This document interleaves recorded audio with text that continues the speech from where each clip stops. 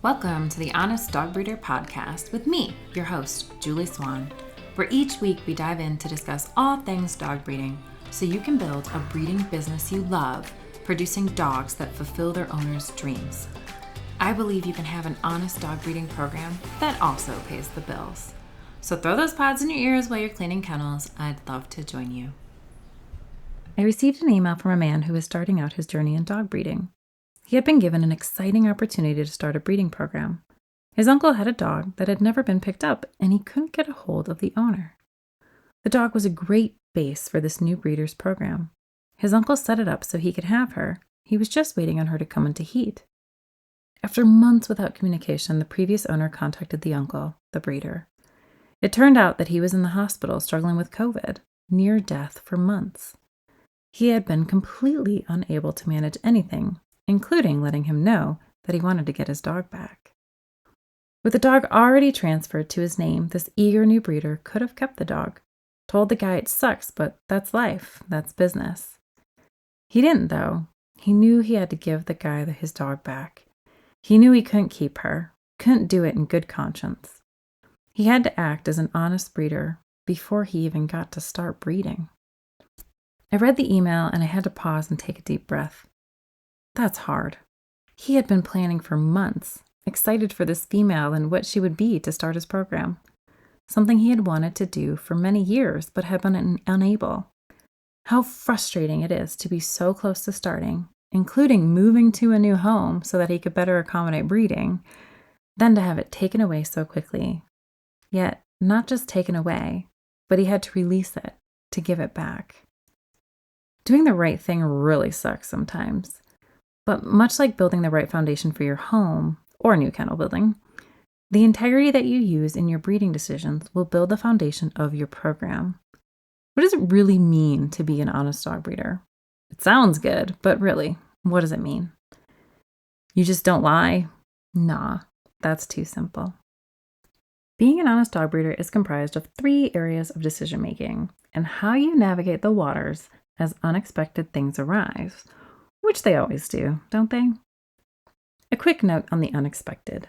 Many breeders are hard on themselves for things going wrong in their breeding program that they didn't anticipate. I would say nearly 9 out of 10 times you wouldn't have been able to anticipate that issue without first trying something. Just remember, it's important to try it out and then learn when it doesn't work out. Make it better. Be better from it next time instead. Don't beat yourself up. Many people take a mistake as an opportunity to rewrite themselves as a failure. Don't be that guy. You're not a failure. You're just wiser because you know more now. The 3 components of running an honest dog breeding program are taking care of your dogs, taking care of your buyers, and taking care of your family and yourself. Let's dive into taking care of your dogs and how that plays into being an honest dog breeder. First, it means you take care of the breeding dogs you have. You make sure their needs are met. You keep them warm, safe, fed, and you work to meet their drives and energy needs. They feel a part of their environment, and it meets their needs. This one is much the same as we would hope for the home for any of our puppies. We want them to have quality of life. Sure, things will be different when you have the number of dogs that you need to run a full breeding program, but just because it looks different when you are running a kennel doesn't mean their needs aren't being met. It just means how you meet those needs will probably be different. In addition to giving your dogs quality of life through their environment, you need to give them quality of life in your breeding decisions. For example, when you make a breeding decision and you know there is a potential for the dog to have a defect or a less than desirable trait, you need to weigh out how that trait will impact the quality of life of the dog. If a trait is merely cosmetic, like goofy ears or an odd tail set, well, that's one thing. But if the dog is likely to suffer from a set of negative recessive traits, hip dysplasia, or something else that will prevent the dog from having the quality of life he deserves, that's something we shouldn't do. It wouldn't be right. Where do you draw the line, though? It's difficult as dogs are living creatures and, much like humans, they have their quirks and imperfections. If we only bred perfect dogs, we wouldn't breed any dogs. I think you need to draw the line at how much quality of life will be affected. If the dog will be living in pain, require medication, or have a shortened life, those breeding decisions need to be avoided or a better mate selected. If you find that about 10% or less of the dogs have issues in a breeding pair, then, if everything else is okay, continue to breed them. But if more than 10% of the pups have a defect, then you should opt to change things up. Of course, this 10% is a guide. It's a slider that you can determine for yourself based on how the dogs are affected. If you know that, say, 25% of the dogs will be deaf, then you definitely shouldn't breed that litter. You then take it upon yourself to make sure you're putting your puppies in homes where they'll be taken care of and given the quality of life they deserve. This is where it really pays to understand your ideal puppy buyer, who they are, their needs, and the type of dog that fits into those needs with the least amount of friction. On the flip side of that, another element of being an honest breeder and taking care of your dogs is taking them back when it doesn't work out. I try and have a no questions asked policy, which more means I won't ask about the relationship or what happened. I'll just ask about the dog's quirks, issues, or where he struggles. I never try and place blame in a situation with a return dog. I'm just grateful they brought the dog to me and didn't sell him on Craigslist. These moments are great for us breeders. While they hurt your heart in the moment, and that feeling of being a failure can try and weasel its way in, it really is a good thing. It means they trust you to take the dog back and find a new home. It's also an excellent learning opportunity. Most of the time, a return dog is the result of a poor fit of lifestyle and drive of the dog, which you probably already know by now. This means that it's a great opportunity to see where your marketing and buyer assessment, combined with your puppy personality and drive, created a mismatch. Take the time to learn from it. Is anyone else feeling how much breeding is making you do personal self-development? Maybe it's just me.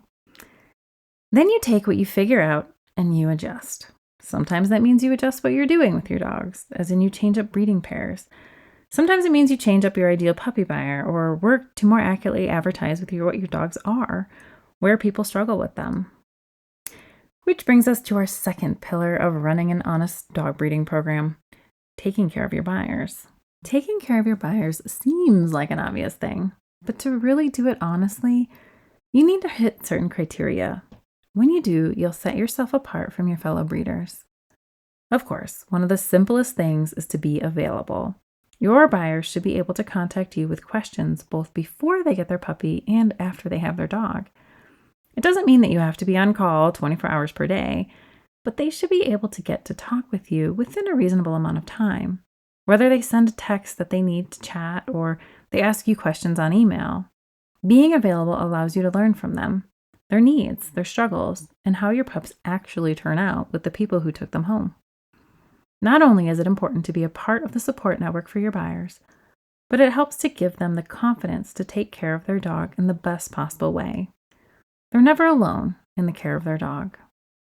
Don't forget, you'll still have boundaries, but it's kind of like being able to call mom from your college dorm room.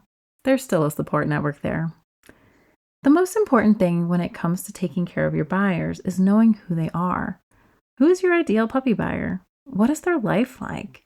Why do they want this type of dog? And most importantly, what do they expect the life with the dog to be like? So many breeders don't think about the person the puppy will go with when they breed their dogs.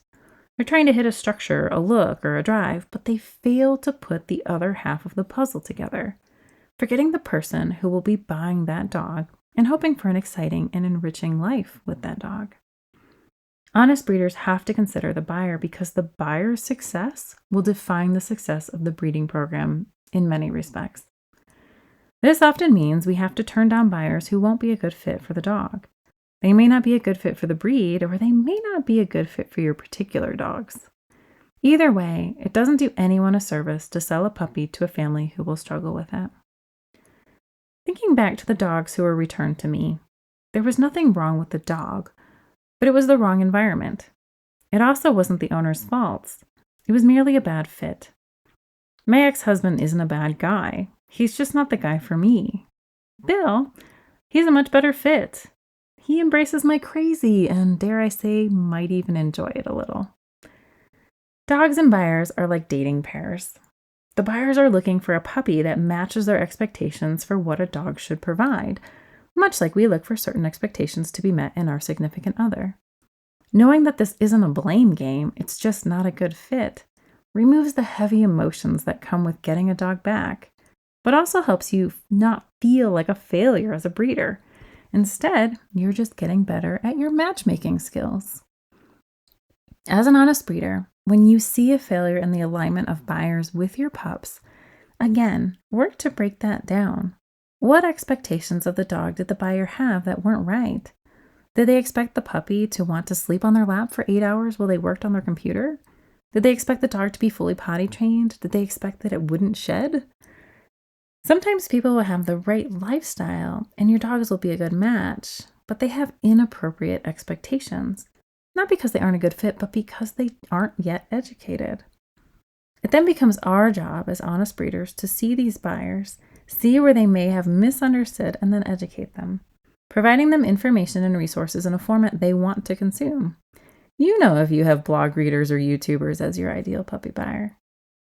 When an honest dog breeder detects a mismatch of things, we look for the bridge, whether that's education, an adjustment in marketing, or even a change in breeding decisions. We are always looking to hone the relationship of buyer and puppy so they can give each other the high quality of life they both deserve. In addition to better understanding and educating your buyers, you can step up your game as an honest breeder by developing your people skills. I'm not saying go on reading about Zig Ziglar and his sales techniques. That's not what I mean. More, it's about being able to listen, learn, and teach.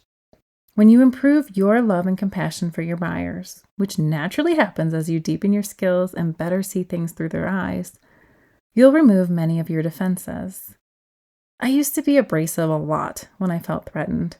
I would be irritated, frustrated, and I would put off that energy. I was looking to defend my decisions or the puppies I raised. But what I was missing is that no matter what I felt I did right or wrong, it didn't change the fact that people were struggling or had a question. Simply put, it wasn't about me. I was acting like I had to prove something, but I didn't need to prove anything. I just needed to help, to serve. So much of our ego is riding on our breeding decisions. Yet if we really look at those situations with buyers, it has nothing to do with us. It's all about them and their needs. When we take ourselves out of the tug-of-war that we often get into mentally and emotionally, we can see how we can better serve. That insight is where honest dog breeders shine. They take the hard phone calls. They take responsibility where it's due. And instead of trying to explain why it was okay things weren't right, they don't fuss over the mistake. They move forward. Educate, serve, and be better next time. Again, with the pain of personal development, right? It's like it's never ending and only shines brighter when you're running a business. Lastly, our third pillar. Honest dog breeders take care of their families and themselves. There's that silly line you hear. When mama ain't happy, ain't no one happy. Now, I don't really agree with that. The world shouldn't revolve around mama and keeping her happy, although it does sound kind of nice, and coffee in bed does sound pretty tantalizing. Nevertheless, the undercurrent of the quote is that mama is the foundation of the family. She takes care of everyone, so if she's not happy, she can't take care of those around her. Now, of course, you can't actually make anyone happy. You can be considerate and caring, understanding, and give them resources to be happy, but they have to decide to be happy themselves. I have to choose to be happy myself. Bill can't make me happy, but he sure facilitates a lot of things that allow me to feel that happiness. My big red truck, anyone? It doesn't just apply to mama, though. It applies to all of us. We all need to be okay ourselves in order for us to be the people we want to be for the loved ones in our lives. That's the whole idea of putting your own mask on in an airplane before you help your child with one. When we take responsibility for those people in our lives, we first have to take responsibility for our own happiness. Or, instead of the ridiculous idea of being happy all the time, I'll settle for taking care of myself. Regardless, I've learned that what makes us happy is being in alignment with ourselves. What does that mean? Well, Gandhi put it best when he said, happiness is when what you say, what you think, and what you do are in harmony. Sounds good, right? But what does that mean? Imagine I get asked to go to dinner with a friend, but I really need to get some stuff done for my breeding program. I might say yes to going out, but then think I shouldn't, knowing I'll be frustrated later when I do go out. I won't feel great when I'm out with a friend because I'll feel pulled to do things with the dogs that I was supposed to do. Imagine if it were my daughter who needed more time from me. I feel pulled to help her. I tell her I will help her and that we'll have a girls' night. But while I want to be there, present with her, I am not because my facilities aren't where they need to be, and so I have to delay or shorten our time together because of the dogs. In both instances, the words I say, what I think, and what I do are not in alignment. They conflict with one another. Being pulled in different directions takes its toll, usually in resentment. This is the main reason breeders need to make money. There are many reasons, but making money, making a profit, allows you to get a benefit that keeps you in alignment. It facilitates a way for you to do what you do as a benefit to your family, as a sort of compensation for the time you've dedicated. When I was going through a bad time in my marriage with my ex, I remember waking up, hating the dogs, hating my life, and realizing that I was not a very good mom. I wasn't present for my kids. I was unable to be the mom I wanted to be. I was unable to be the wife I wanted to be. And I surely wasn't the dog breeder I wanted to be, what I knew I could be. My resentment, hurt, and depression caused me to be out of alignment with myself, and I felt like a failure in just about every area of my life. Every day we make mistakes. We say yes to something, invariably saying no to something else. The goal is to know your intention with your breeding program. Know how that intention aligns with your life, such that your breeding program facilitates you being in alignment, not the cause of you being out of alignment. You might wonder how dog breeding can help you be in alignment. One of my struggles, which has been voiced by many breeders, is that they wish they had more time with their family. Many women would prefer to be stay-at-home moms to be present for their children, do homeschool, or even just to keep the family centered, facilitated, and organized. But they feel guilty not bringing in any income. They feel the family needs them at home, but it's a burden to give up on any income from mom. Some, me included, feel like being a mom is wonderful, but there's still a level of intellectual stimulation that I don't get from maybe the Cookie Monster. It's love, but my brain still needs an external challenge to work on. Dog breeding creates such a unique situation for those wanting more quality time with their families, who are also looking to bring in some money and have the intellectual stimulation they seek. My hope is for you to be in alignment. I want you to be the happy man Gandhi speaks of, one who has harmony in their thoughts, words, and actions. I can't release it yet, but I'm working on a little something for you that will help you get in alignment with your breeding program, so it isn't taking away from your family and yourself. Make sure you're on our email list so you can get notified when it releases.